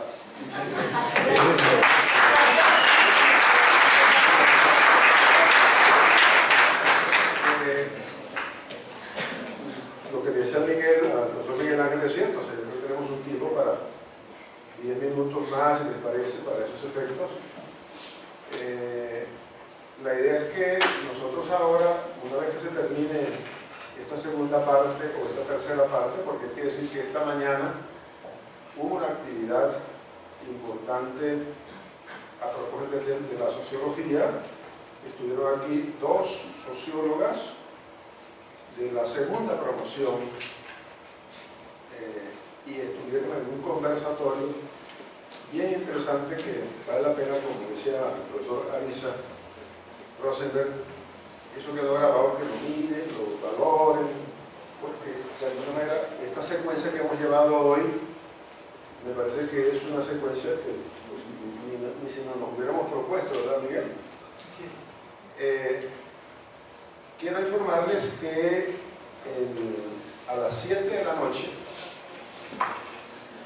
en este momento, la última actividad relacionada con eso que llamamos desde febrero Retorno a la Tierra de Falborda,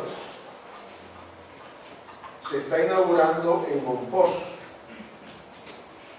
el primer encuentro Orlando Falborda, Cultura Anfibia y Caribe. Y Máximo Alemán, que es el que está allá, que estuvo muy cerca de Orlando,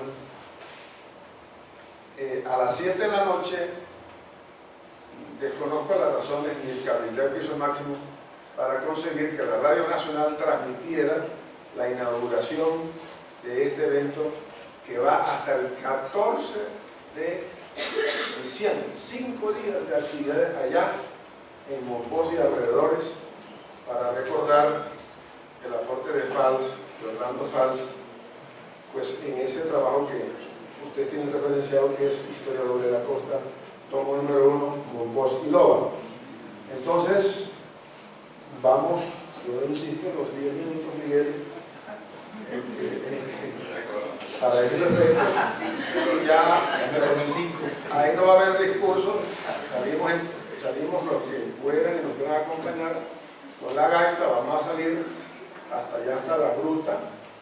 Ahí hay unos estudiantes, hay unos egresados, vean, que están haciendo una olla comunitaria de esta tarde, hay que saludarlos también a ellos, y allá hacemos el saludo a Fal, le damos la serenata, y a las 7 tratamos en lo posible de ver si nos podemos conectar con el evento que se está, y ya se inició en este momento allá en Monpós, por parte de este grupo, y va a estar una socióloga de la primera promoción en la instalación, que es una persona bastante reconocida como tal, que es Gloria Triana. Ella está planillada para la parte de la universidad. Miguel, yo creo que los últimos 10 minutos que parece que sí.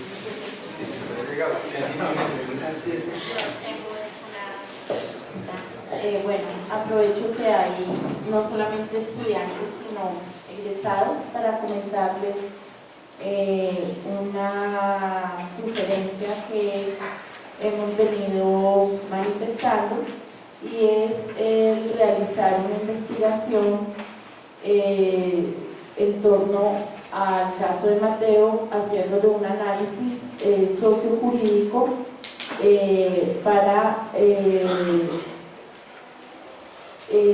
identificar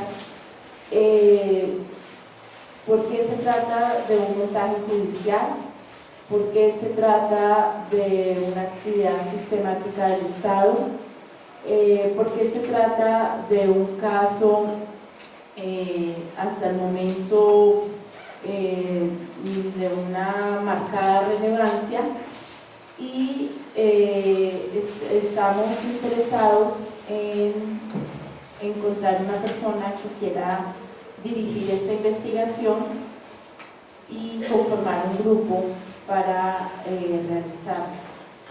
Sabemos que el profe está adelantando la investigación en sí exacto, pero pues esta es enfocada a la sistematicidad, la manera de operar el Estado, como tanto en lo jurídico como en el aspecto sociológico.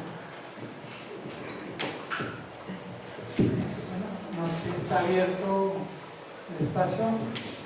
Francisco. Paso de acá. Con esa voz. A ver, dos o tres comentarios. Pues yo no estuve todo desde el comienzo, de pronto puedo cumplir en la visura de referirme a una actitud que has tocado. Pero me parece, yo tuve la oportunidad de estar con Falborda en esos años haciendo algunas actividades precisamente a estas regiones. Y el punto es este. Hubo una oportunidad muy bella que desgraciadamente perdió el Departamento de Sociología, y fue en estos años del 90-91, la discusión previa al proceso constituyente y la constituyente, de pisar muy duro en el tema del ordenamiento territorial. Voy a decir, lamentablemente, yo siento que FAS no tuvo el acompañamiento que requirió el Departamento de Sociología, y con todo cariño, me duele lo que voy a decir, estuvo en ese punto, también estuvo ya un declive vital, diré yo, del profesor Ernesto Bull, ya empezaron los síntomas de la vejez en el profesor Bull. Yo asistí muchas de esas discusiones porque Orlando Falk logró que a Bull, que a Ernesto Bull, el profesor, el gran maestro de la geografía aquí colombiana, que algún día hay que poner una placa aquí en este auditorio, entrara a la Comisión de Ordenamiento Territorial. Bull había hecho un trabajo muy interesante, que vale la pena, por ejemplo, tomemos y se ha presentado a todos estos chicos y chicas jóvenes de sociología, y el profesor Normando lo conoce tan suficientemente bien, que es el trabajo del epicentrismo regional que hizo el profesor Bull con Fornaguera. Algunos egresados de ese entonces y el departamento tratamos de hacer que entre los dos dialogaran y que Bull aceptara la invitación de esas cosas y quisiera la presencia. Bull todavía era profesor del departamento de sociología para que hiciera la presencia de la Comisión de Ordenamiento Territorial. Lamentablemente Bull ya estaba, para decirlo estaba muy chocho, no le quiso parar bolas y ya tenía ciertos síntomas, hay que decirlo con franqueza, de ciertos síntomas de demencia senil. Entonces me acuerdo que siempre lo veía sobre el tema y ya no era el Bull, lamentablemente, que hubiéramos querido que fuera, pero más allá de esa tragedia, yo sí creo, y la crítica hago a mí mismo y a los colegas de mi generación, bueno, y algunos profesores aquí de ese entonces también, que el departamento de sociología no estuvo a la altura. ¿Por qué? Porque ahí estaba jugándose efectivamente un proyecto de nación, en Falborda. A propósito, aprovecho para decir, a mí me parece, las conversaciones que tuve con Falborda, no sé, te lo digo, el Falborda que yo conocí en los 90, para nada le salía el tema presbiteriano. Es decir, creo que ese tema era súper amplio. Es decir, es exactamente como juzgar a Darío Mesa con su militancia en el Partido Comunista de los años 50. La gente cambia a la mejor. Yo creo que Falborda se cambió a la mejor. Eso puede ser discutible, pero mi opinión es que para mí ya Falborda, la cosa presbiteriana era un recuerdo de juventud, de primera juventud adulta, pero no de la madurez intelectual del FARC, de la insurgencia de las provincias. El otro comentario ligado a eso es que detrás de la insurgencia de las provincias había algo de pronto que ahora he puesto a trabajo de reconocer o ubicar porque se ha desvanecido. Es que había un vigoroso movimiento cívico regional que estaba haciendo todos los años 80 un proceso de paros y de tomas y de movilizaciones regionales. Dice, había una emergencia popular por el lado de los temas regionales, los temas locales, que de alguna u otra manera eso es lo que propicia también, no es gratuito, que en el año 86 haya los primeros procesos de descentralización popular de alcaldes y cosas de esas. Desgraciadamente, ahí tampoco hubo la acumulación política deseada. Pero esos son puntos, digamos, no para quitarle desde luego todo lo contrario, para mostrar la importancia de la ruta señalada por Falk y de pronto cómo están las tareas que él señaló y que en cierta forma en sus momentos de lucidez, obviamente, su magisterio de la sociología nacional, tuvo el profesor Bull. Yo creo que son tareas para enfocar. A mí me tocó estar en Planación Nacional por lo mismo de las épocas y darme cuenta cómo el modelo neoliberal de Planación Nacional, del Kirchner gavilista, mandaba el carajo todo el proyecto y todas las promesas de la Constitución de 1991. Es decir, si hay algo esquizofrénico es el país de los años 90. Es el país que también inicia con complicidad de las élites, incluso yo quiero dar nombres, con complicidad de mismos sectores del gavilismo, de Pardo Rueda, Rafael Pardo, es complicidad o permisividad, o al menos eran los ojos que fue matices. Se iniciaba la gran alianza contra el insurgente de las élites regionales con el parlamentarismo. Es decir, es una manera de facto de lograr la Constitución. No es el uribismo, no ahora. Eso empezó en los 90, par y paso. Todas las leyes posteriores de la Constitución del 91 son cada vez más reactivas y reaccionarias a la Constitución del 91. Cojan ustedes la ley de educación y cojan las mamagachadas, porque eso no recibe otro nombre, que se han hecho con el tema de la centralización.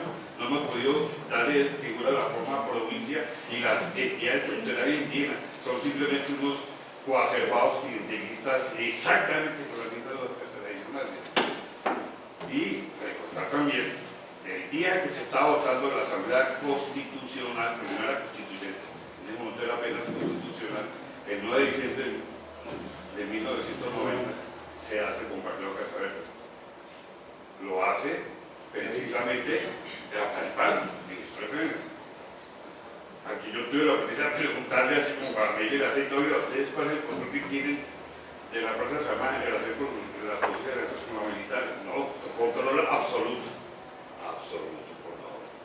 Miramos lo que pasó en estos últimos 27 años. Eran esos contrapuntos que me parece que hacen que lo que tú has señalado hoy es un legado que tiene este departamento y que debemos estar a la altura para volver a retomar. Los viejos y la gente joven que está aquí detrás de mí. Eso era todo. Muchas gracias. Antes de tenemos una llamada de César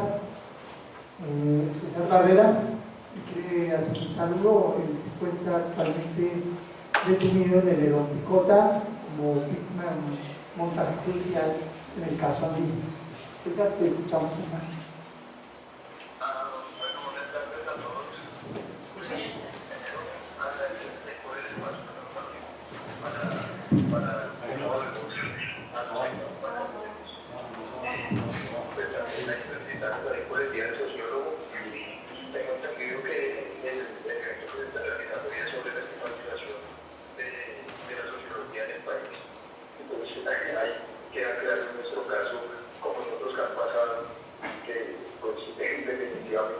A los sociólogos sí no se estigmatizan, pero sobre todo estigmatizan a los intelectuales y a las personas que están dispuestas a construir una nación, a aportar a la construcción de una nación en paz, con sociedad, con una vida digna.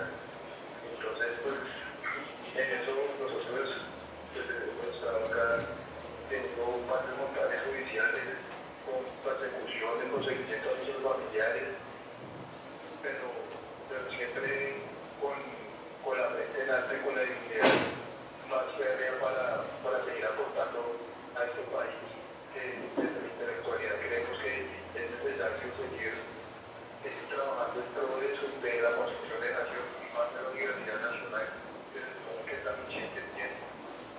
Entonces, pues, les felicitamos ahí por el día del sociólogo, agradecerles también bastante por esos espacios de historia que se abren y que es necesario que los interlocutores y los académicos aporten precisamente en este momento donde seguramente estamos construyendo una paz, pero es una paz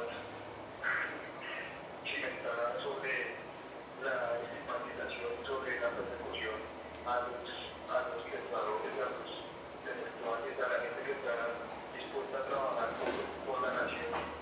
Pues bueno, acá desde la Picota, que saben que nosotros seguimos con toda la firmeza del caso y muy entusiasmados con las acciones que la nivel que se están desarrollando. Pues muchas gracias y bueno, un saludo acá muy grande desde la Picota. Bueno, pues, muchas gracias y ten la seguridad que tienes la solidaridad de todos los compañeros, compañeras aquí de Sociología de la universidad, que creemos en tu inocencia, en la de los compañeros y compañeras también que están allí. Muchas gracias por esta intervención.